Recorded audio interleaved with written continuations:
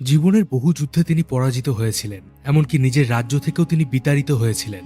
কিন্তু একটা সময় তিনিই গড়ে তুলেছিলেন ভারতের সবথেকে বড় মোগল সাম্রাজ্য। বন্ধুরা, আমি কথা বলছি মোগল সাম্রাজ্যের প্রতিষ্ঠাতা বাবরের বিষয়ে, যার শরীরে বইত চেঙ্গিস খান এবং তৈমুর লংয়ের মতো দুর্ধর্ষ যোদ্ধাদের রক্ত। বাবর যুদ্ধে এতটাই পারদর্শী ছিলেন যে তিনি মাত্র 20,000 সৈনিক নিয়ে ভারতে আক্রমণ করেছিলেন। কিন্তু সেই সময় তার সামনে ছিল 1,00,000 শত্রু সেনা। এর পরেও তিনি সেই বিশাল সেনাকে যুদ্ধের কৌশলে হারিয়ে দিয়েছিলেন এবং ভারতে তার শাসন শুরু করেছিলেন। তবে জানলে হয়তো আশ্চর্য হবেন, বাবর কিন্তু ভারতে শাসন করার জন্য আসেননি। তিনি এসেছিলেন ভারতের বিপুল পরিমাণে ধনসম্পত্তি লুট করার জন্য। এবার প্রশ্ন হলো, তাহলে তিনি হঠাৎ করে কেন ভারতে শাসন শুরু করলেন? কিভাবে তিনি মাত্র 20,000 সৈনিক নিয়ে 1,00,000 সৈনিকের বিরুদ্ধে যুদ্ধে জয়ী হয়েছিলেন? আর কি হয়েছিল মোগল সম্রাট বাবরের শেষ পরিণতি? বন্ধুরা, আমি মিঠুন রয়েছি আপনাদের সাথে। আজকের ভিডিওতে সম্রাট বাবরের বিষয়ে এমন কিছু অজানা ইতিহাস তুলে ধরব যা হয়তো আপনি আগে কখনো শোনেননি। তাই অনুরোধ রইল, ভিডিওটি অবশ্যই শেষ পর্যন্ত দেখুন, আর চ্যানেলে নতুন হলে অবশ্যই সাবস্ক্রাইব করে দিন। বাবরের সম্পূর্ণ নাম ছিল জাহিরউদ্দিন মোহাম্মদ বাবর। তার জন্ম হয় 14 ফেব্রুয়ারি 1483 সালে বর্তমান তুর্কির ফারগানা নামক একটি রাজ্যে। তার বাবা ছিলেন উমর শেখ মির্জা, যিনি তৈমুর লংয়ের চতুর্থ বংশধর ছিলেন। সেই হিসাবে বাবর ছিলেন তৈমুর লংয়ের পঞ্চম বংশধর। উমর শেখ ট্রানজানিয়ার শাসক ছিলেন, যা বর্তমানে তুর্কির মধ্যে পড়ে। অন্যদিকে বাবরের মা ছিলেন কুতলুক নিগার খানু, যিনি চেঙ্গিস খানের বংশধর ছিলেন। বাবরের বংশ মূলত মোঘল নামে পরিচিত ছিল। ছোটবেলা থেকেই বাবর যুদ্ধবিদ্যায় পারদর্শী ছিলেন। অল্প বয়সেই যুদ্ধের নানা কৌশল তিনি রপ্ত করে ফেলেন। আর এর একটা বড় কারণ ছিল, ট্রানজানিয়াতে মানে বাবরের রাজ্যে মাঝে মধ্যেই বিভিন্ন জাতি আক্রমণ করত।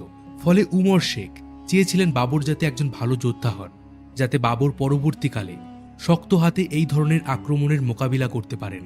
যুদ্ধবিদ্যা ছাড়াও পড়াশোনার দিকেও বাবর বেশ মনোযোগী ছিলেন। তার কিছু লেখা আজ 700 বছর পরেও বেশ কিছু স্কুল কলেজে পড়ানো হয়। বাবরের যখন 11 বছর বয়স ছিল, তখন তার বাবা উমর শেখ মির্জা শারীরিক অসুস্থতার কারণে মারা যান। তখন 1494 সালে মাত্র 11 বছর বয়সে বাবর শাসন কাজ সামলাতে শুরু করেন। সে সময় মধ্য এশিয়ায় অনেকগুলো ছোট ছোট উপজাতি ছিল। এদের মধ্যে একটা ছোট্ট জাতি ছিল উজবেক। তারা মাঝে মধ্যেই বাবরের রাজ্য ফারগানাতে হামলা করত লুটপাটের জন্য। মাত্র 11 বছর বয়স থেকেই বাবর এই রকম যুদ্ধের সম্মুখীন হন। ফলে ছোটবেলা থেকেই যুদ্ধের কৌশল তিনি রপ্ত করে ফেলেছিলেন। 1497 সালে মাত্র 14 বছর বয়সে বাবর তার সাম্রাজ্য বিস্তারের জন্য সমরকান্দে আক্রমণ করেন। এই যুদ্ধে তিনি জয়ী হন, কিন্তু 100 দিনের মধ্যেই তিনি আবার সমরকন্দ হারিয়ে ফেলেন। আর এখান থেকেই শুরু হয় বাবরের হার না মানার ইতিহাস। 1501 সালে তিনি আবার সমরকন্দে আক্রমণ করেন, কিন্তু এবারও তাকে হারের সম্মুখীন হতে হয়। উল্টে তিনি তার নিজের রাজ্য ফারগানাকে হারিয়ে ফেলেন। এই সময় বাবরের কাছে নিজস্ব কোনো রাজ্য ছিল না।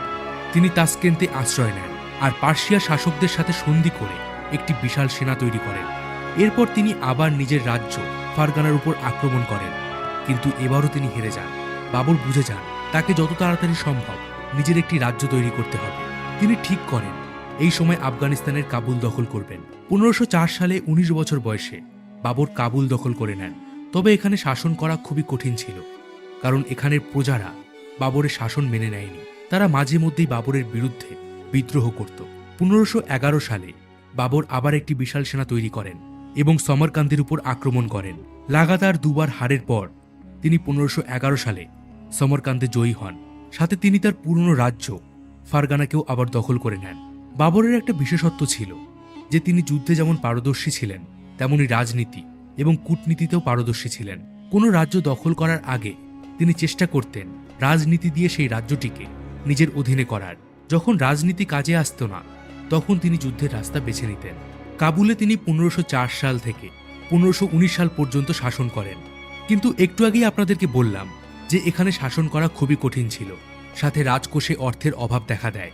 অর্থের অভাবে সৈন্যবাহিনীকে চালাতেও সমস্যা দেখা দেয়। তখন বাবর ঠিক করেন ধন সম্পত্তির জন্য তিনি ভারতে আক্রমণ করবেন, কারণ সে সময় ভারত সারা বিশ্বে সোনার পাখি নামে পরিচিত ছিল। পুরো পৃথিবীর 4 ভাগের 1 ভাগ ধনসম্পত্তি তখন ভারতেই ছিল। তবে এত ধনী হলেও ভারতের রাজনৈতিক অবস্থা তখন খুবই দুর্বল ছিল। রাজ্যগুলো নিজেদের মধ্যেই দ্বন্দ্বে জড়িয়েছিল। দিল্লিতে ছিল ইব্রাহিম লোদির শাসন কাজে লোদি খুবই দুর্বল ছিলেন, যার কারণে লোদির মন্ত্রিসভার অনেকেই তার বিরুদ্ধে চলে গিয়েছিল। অন্যদিকে ছিল রাজপুতরা, দক্ষিণে ছিল বিজয়নগর সাম্রাজ্য, আবার বাংলাও তখন দিল্লির শাসন থেকে নিজেদেরকে আলাদা করে ফেলেছিল। বাবর ভারতের এই দুর্বল রাজ্যগুলোকে দেখে ভাবেন হয়তো তিনি ভারতে আক্রমণ করে সফল হতে পারবেন। ইতিহাসবিদদের মতে বাবর মোট 5 বার ভারতে আক্রমণ করার পরিকল্পনা করেছিলেন, তবে তিনি এই 5 বারই বিভিন্ন কারণের জন্য সৈন্য নিয়ে ফিরে যান।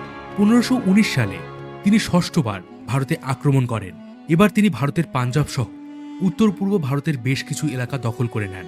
এদিকে সে সময় রাজপুত রাজা রানা সাঙ্গা দিল্লি দখলের জন্য মরিয়া হয়ে উঠেছিলেন। তিনি যখন বাবরের বিপুল সেনাবাহিনী দেখেন তখন তিনি বাবরকে দিল্লি আক্রমণের জন্য আমন্ত্রণ জানান। আর এরপর যা হয়েছিল তা ভারতের ইতিহাসকে সম্পূর্ণরূপে বদলে দিয়েছিল। বাবর প্রথমে ইব্রাহিম লোদির সাথে রাজনৈতিকভাবে সমঝোতা করতে চান, কিন্তু লোদি সরাসরি সেই প্রস্তাব খারিজ করে দেন। এরপর শুরু হয় যুদ্ধের প্রস্তুতি, আর এই যুদ্ধই ছিল পানিপথের প্রথম যুদ্ধ।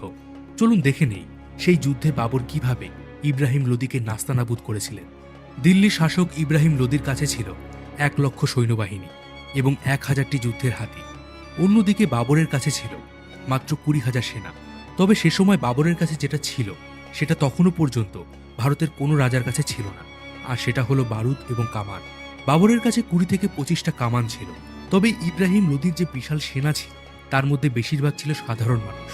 যুদ্ধের কিছুদিন আগে যাদের সেনাবাহিনীতে ভর্তি করা হয়েছিল তাদের মধ্যে দক্ষতা ছিল না। অন্যদিকে বাবরের 20,000 সেনার প্রত্যেকেই দক্ষ ছিল। লাগাতার যুদ্ধ করে করে তারা পারদর্শী হয়ে উঠেছিল। আপনাদেরকে আগেই বলেছি যে বাবর একজন দক্ষ সেনাপ্রধান ছিলেন। তিনি জানতেন এত অল্প সৈন্য নিয়ে ইব্রাহিম লোদিকে হারানো প্রায় অসম্ভব।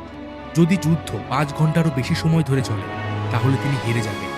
এই কারণে তিনি যুদ্ধের ময়দানে সৈন্যদেরকে দক্ষ হাতে সামলান। বাবর যুদ্ধের ময়দানে একদম শুরুতে লম্বা লম্বা পরীক্ষা বানান, যাতে ইব্রাহিম লোদির যুদ্ধের হাতি তার মধ্যে পড়ে যায়। আর পরীক্ষার মধ্যে ছিল বারুদ। যদি হাতি সেই পরীক্ষার মধ্যে পড়ে যেত তাহলে তাতে আগুন লাগিয়ে দেওয়া হবে। এরপর ছিল বাবরের গুপ্তচর, যারা প্রতি মুহূর্তের খবর বাবরের কাছে পৌঁছে দিচ্ছিল। এরপরে সারিতে ছিল কামান এবং শেষে ছিল পদাতিক সেনা। 13 এপ্রিল 1526 সালে বাবর এবং ইব্রাহিম লোদি সৈন্যরা পানিপথের মুখোমুখি এসে দাঁড়ায়, কিন্তু বাবর টানা 6 দিন কোনো রকম আক্রমণ করেননি। তিনি ইব্রাহিম লোদির সেনাদের উপর নজর রাখছিলেন, আর তিনি ঠিক করেন যেহেতু তার কাছে মাত্র 20,000 সৈন্য আছে, ফলে আগে থেকে আক্রমণ করা বোকামি হবে। যখন ইব্রাহিম লোদির সেনারা সামনে আসবে ঠিক তখনই তিনি আক্রমণ করবেন, কারণ বাবরের কাছে অনেক বড় বড় কামান ছিল যা দিয়ে তিনি অনেক দূর থেকে আক্রমণ করতে পারতেন।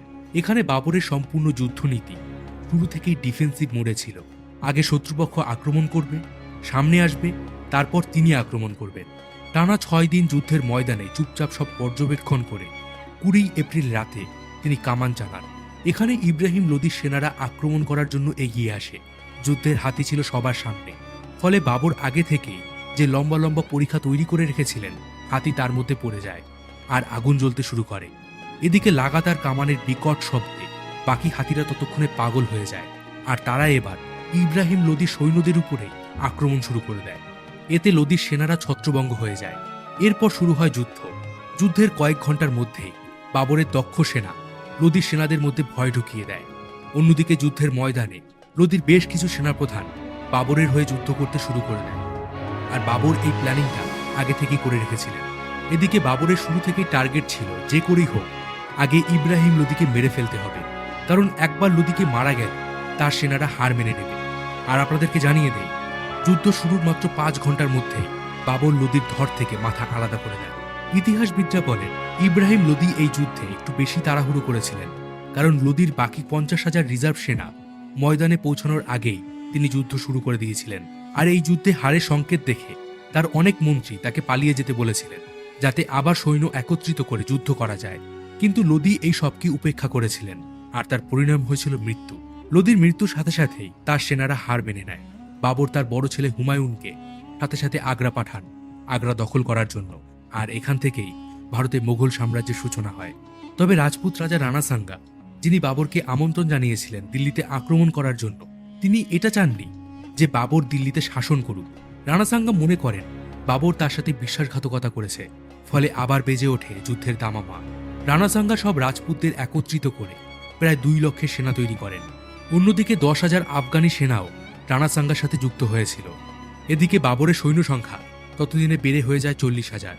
16ই মার্চ 1527 সালে আগ্রা থেকে 60 কিলোমিটার দূরে খানবার ময়দানে দুই পক্ষের সেনা মুখোমুখি হয় আর শুরু হয় যুদ্ধ। এই যুদ্ধেও বাবর তার দক্ষতা দেখান আর তিনি মাত্র 8 ঘন্টার মধ্যেই এই যুদ্ধে জয়ী হন। আর এবার পাকাপোক্তভাবে দিল্লিতে বাবরের শাসন শুরু হয়। বাবর শুরুতে চেয়েছিলেন ভারত থেকে ধনসম্পত্তি লুট করবেন, কিন্তু শাসন করবেন না। কিন্তু ভারতের সংস্কৃতি, সমৃদ্ধি এসব দেখে তিনি মোহিত হয়ে যান। সাথে ভারতের দুর্বল রাজনীতি তার মনে আরও বড় ইসলামিক সাম্রাজ্য তৈরির স্বপ্ন জাগায়। বন্ধুরা, বাবরের মোট 9 জন স্ত্রী ছিলেন, যাদের মধ্যে 2 জন ছিলেন উপপুত্র। বাবরের বড় ছেলে ছিলেন হুমায়ুন, যাকে তিনি নিজের প্রাণের চেয়েও ভালোবাসতেন। বলা হয় 1530 সালের ডিসেম্বরে হুমায়ুনের হঠাৎই প্রচণ্ড জ্বর ওঠে, তাকে বাঁচানো প্রায় অসম্ভব হয়ে যায়। এই সময় বাবর দোয়া করেন হুমায়ুনের এই অসুস্থতা যেন তার শরীরে চলে আসে, বদলে যাতে হুমায়ুন সুস্থ হয়ে যান। উপরওয়ালা হয়তো সেই দোয়া শুনেছিলেন। কিছুদিনের মধ্যেই হুমায়ুন সুস্থ হয়ে যান, আর এবার অসুস্থ হয়ে পড়েন বাবর নিজে, যা থেকে তিনি আর কোনোদিন সুস্থ হতে পারেননি। 26শে ডিসেম্বর 1930 সালে মাত্র 47 বছর বয়সে বাবর মারা যান আর রেখে যান তার তৈরি বিশাল সাম্রাজ্য, যা আগামী 300 বছর ভারতে রাজত্ব করতে চলেছিল। মৃত্যুর পর বাবরকে প্রথমে আগ্রাতেই কবর দেওয়া হয়েছিল, কিন্তু তার শেষ ইচ্ছা ছিল তাকে যেন কাবুলে কবর দেওয়া হয়। আর সেই শেষ ইচ্ছা মতোই বাবরকে পুনরায় কাবুলে কবর দেওয়া হয়েছিল। কিন্তু এবার প্রশ্ন হলো, তার ছেলে হুমায়ুন কি পেরেছিল এই সাম্রাজ্যকে টিকিয়ে রাখতে? এই বিষয়ে অন্য কোনো ভিডিওতে আমরা আবার আলোচনা করব। বন্ধুরা, বাবরের ইতিহাস আমাদেরকে শেখায় কিভাবে হার না মেনে জীবনের সবকটি যুদ্ধে লড়াই করতে হয়। আজকের ভিডিও থেকে আপনাদের জন্য রইল একটি সহজ প্রশ্ন: মুঘল সাম্রাজ্যের প্রতিষ্ঠাতা কে ছিলেন? প্রশ্নের উত্তর দিন কমেন্ট বক্সে। ভিডিওটি ভালো লাগলে অবশ্যই লাইক এবং শেয়ার করে দিন বন্ধুদের সাথে। আবার ফিরবো ইতিহাসের কিছু রোমাঞ্চকর তথ্য নিয়ে।